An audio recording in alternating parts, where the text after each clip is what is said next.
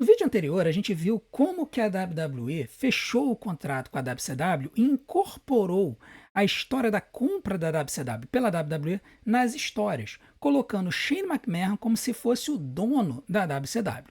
E nós vimos como que a WWE ela começou a inserir alguns lutadores para que eles pudessem causar confusão nas lutas. Então, a gente viu que o Lance Storm foi o primeiro a invadir a WWE, depois o Hugh Morris, depois o Booker T no King of the Ring, quase causando a derrota do Stone Cold Steve Austin pelo campeonato da WWF, e também vimos a invasão do Chuck Palumbo e do Sean O'Haire, que foi uma invasão que não deu certo, onde eles acabaram apanhando do roster inteiro da WWF.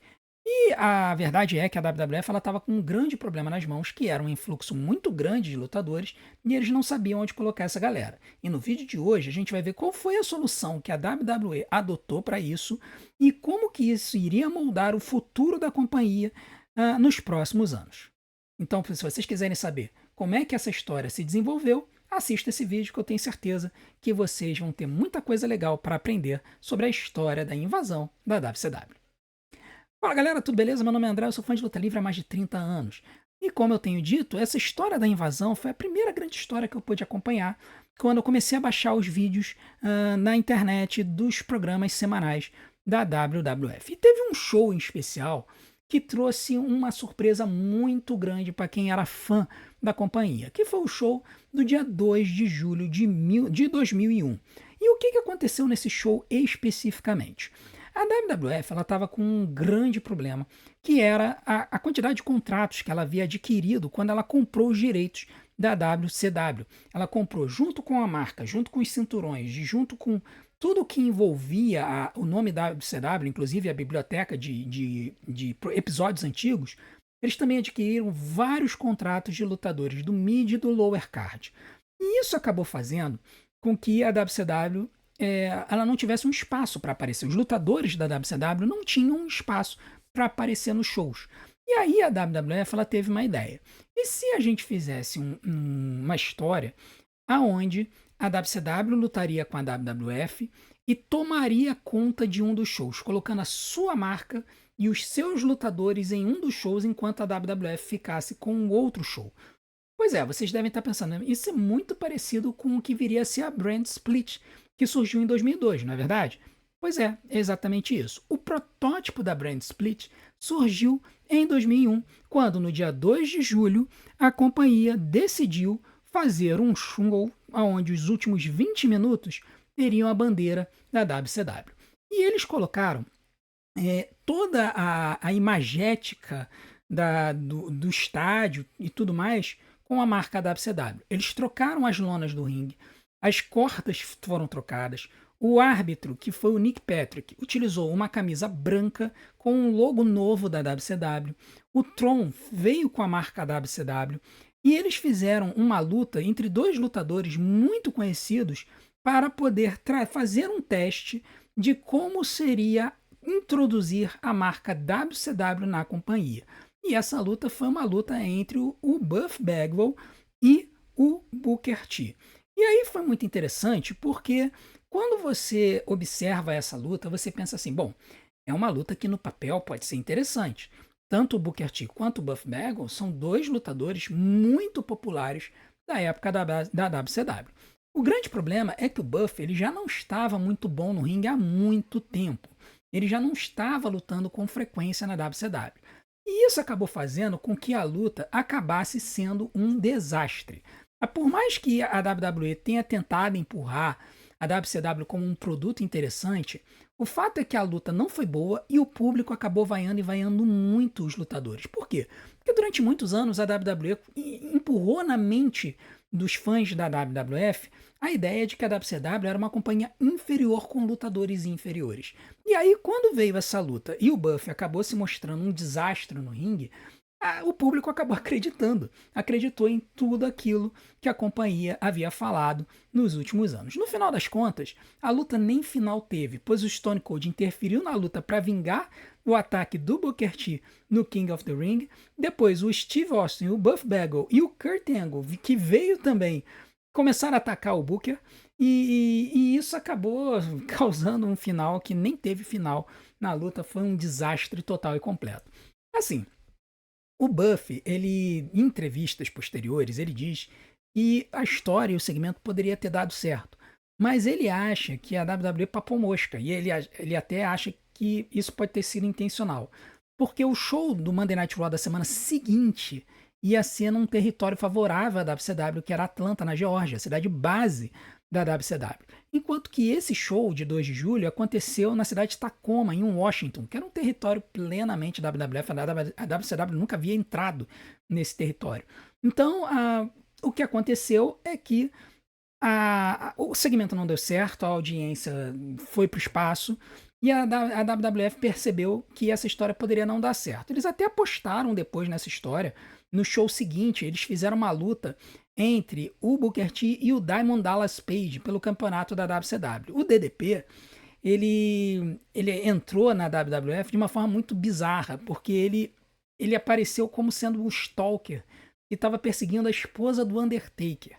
E era tudo para ele ser estreado como um vilão, mas quando ele tirou a máscara e se revelou para o público, ele disse que ele não estava nem aí para a esposa do Undertaker, e na verdade ele só estava querendo causar um impacto, né, na sua chegada à WWF. Assim, a história não colou.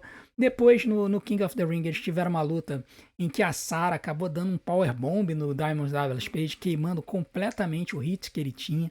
Ele acabou não dando certo na WWE. E assim, por conta da forma como o público começou a vaiar os lutadores da WCW, principalmente depois desses shows do dia 2 e do dia 5 de julho, a WWE teve que mudar de figura, teve que mudar a história, porque originalmente a história da invasão, ela previa que os lutadores da WCW fossem ser os mocinhos que estavam lutando contra o grande, poderoso dominador que era o Vince McMahon, que havia conquistado a WCW e destruído a WCW. Então, faria sentido na mente do público que os lutadores da WCW fossem os mocinhos da história. Mas como, cara, sempre teve essa rivalidade entre WWF e WCW, e o público da WWF estava vaiando a galera da WCW, acabou que a WWF mudou a história e transformou todos os atletas da WCW em vilões. Todos eles. E aí, cara, a situação ela só degringolou. A verdade é que dali pra frente, assim, os atletas da WCW foram vistos de forma muito, mas muito ruim.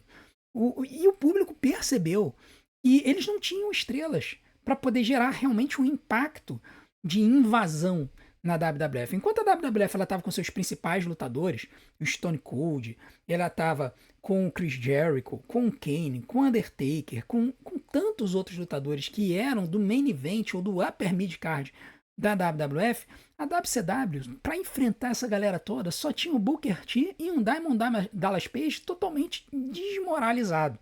Então, assim, no final das contas, acabou que a WWF percebeu que ela tinha que incrementar um pouco essa história e dar uma bufada nesse grupo de lutadores que estavam tentando invadir a companhia para realmente causar frente aos lutadores da WWF. E foi aí que eles resolveram introduzir um outro fator nessa história, que foi a invasão da ECW. Essa situação ela surgiu no dia 9 de julho, ou seja, uma semana depois da história de eles fazerem um segmento total da WCW no Monday Night Raw, e acontece numa luta entre o Kane e o Chris Jericho contra a dupla da WCW, Mike Awesome e Lance Storm. Esses dois lutadores, eles haviam tido seus contratos comprados da WCW e estavam lutando pela WWF, mas sob a bandeira da WCW. E aí, enquanto está acontecendo essa luta, dois lutadores muito famosos da ECW apareceram na plateia. Por que isso foi importante? Porque, como a gente sabe, a ECW faliu. Ela desapareceu do mapa. E muitos dos seus lutadores, quando ela faliu, foram contratados pela WWF. Então, por exemplo, o Rhino, ele veio nessa leva de lutadores que, quando a ECW faliu, vieram para a WWF. O Tommy Dreamer e o Rob Van Dam, eles não haviam vindo nessa leva. Eles vieram neste momento, em julho de 2001. E aí, quando eles vieram pela plateia, o público foi à loucura. Eles invadiram o ringue, eles eram dois dos principais lutadores da ECW, e eles começaram a atacar o Kane e o Chris Jericho em conjunto com o Mike Awesome e o Lance Storm. E isso acabou fazendo com que vários lutadores viessem do backstage para apartar a briga. Os Dudleys, o Taz, o Justin Incredible, outro lutador que havia vindo da ECW para a WWF, o Rhino e o Raven. E eles vieram para separar as coisas, como se eles tivessem vindo defender a WWF. Qual é o problema? Todos os lutadores que eu listei eram, na verdade, lutadores originários da ECW, que haviam ou passado na WCW para depois serem contratados pela WWF, quando eles compraram a companhia de Atlanta, ou que haviam sido contratados pela WWF antes. Né? Então, por exemplo, os Dudleys vieram em 1999, o Taz veio no início do ano 2000, o Justin Incredible ele já veio quando a companhia faliu, né? A ECW faliu em 2001, o Rhino também veio quando a ECW faliu, e o Raven ele veio, na verdade, no ano 2000 para a WWF vindo da ECW. Então, quando a gente percebe tudo isso, todo esse cenário, a gente percebe que ia dar ruim. Né? Ia dar ruim. E deu ruim. Porque todos os lutadores da ECW se uniram ao Tommy Dreamer, ao Rob Van Dam, junto com o Mike Awesome e o Lance Storm, que também eram originários da ECW, e eles começaram a destruir o Kane e o Chris Jericho. Mas eles aniquilaram os dois no ringue. E aí, tem um momento antológico, que o Jim Ross ele chega e pergunta o que está acontecendo. E aí o Paul Heyman, que era comentarista da WWE na época, e ele tinha sido comentarista desde a época da WrestleMania 17, ele que era o dono original da ECW e que foi contratado como um personagem pela WWF quando a ECW faliu, ele pega o microfone, vai pro ringue e ele diz que a invasão agora iria ser extrema. Ou seja, ele estava dizendo que a ECW faria parte dessa invasão. A situação, ela degringola, né? Ao longo do show ela degringola. E aí o Shane McMahon ele esbarra no Vince e ele pede para juntar 5 lutadores da WWF e 5 da WCW para expulsar os 10 lutadores da ECW que haviam se formado no ringue. O Vince concorda, mas quando chega o main event, os lutadores da WCW se alinham aos lutadores da WWF e eles se alinham aos lutadores da ECW e atacam os lutadores da WWF. E fica um grupo gigantesco de lutadores no ringue. E aí o Vince McMahon, estupefato no alto da rampa, ele fica se perguntando o que está acontecendo. E aí o Shane diz que a ECW e a WCW agora iriam se juntar numa grande aliança e que a ECW tinha uma nova dona. E essa dona seria ninguém mais, ninguém menos do que a Stephanie McMahon. Então, quando a gente observa esse cenário, a gente percebe que a WWF ela deu uma bufada no grupo de invasores, porque o grupo da WCW simplesmente não tinha estrela suficiente para poder fazer frente aos lutadores da WWF. Por isso que eles juntaram os lutadores da ECW. E aí, quando você junta a galera da ECW, muitos dos quais já estabelecidos na WWF, com a galera da WCW, você formou um grupo de bastante respeito. E aí surgiu a aliança que tinha o Shane, a Stephanie e o Paul Heyman unidos para poderem enfrentar os invasores. Então, quando a gente observa tudo isso, a gente percebe toda essa situação, a gente vê que a companhia ela estava se preparando para um cenário de conflito geral entre os dois grupos, a WWF, que já estava estabelecida, e a aliança, que tinha esse grupo agora de lutadores da ECW e da WCW. E essa situação ela vai descambar em um pay-per-view que iria acontecer semanas depois, cujo nome era bem tranquilo de entender e qual era o sentido dele. Nós estamos falando da Invasão, que foi um dos pay-per-views de maior sucesso na história da companhia. E a gente vai saber tudo o que aconteceu nesse especial e o que aconteceu depois no próximo vídeo que a gente vai apresentar. E se você quiser ver esse vídeo, clica aqui do lado que você vai poder ir até ele e saber tudo o que aconteceu. Além disso, não deixe de fazer as outras coisas para ajudar o nosso canal. A gente agradece desde já o seu apoio. A gente se vê do outro lado. Um grande abraço. Até mais.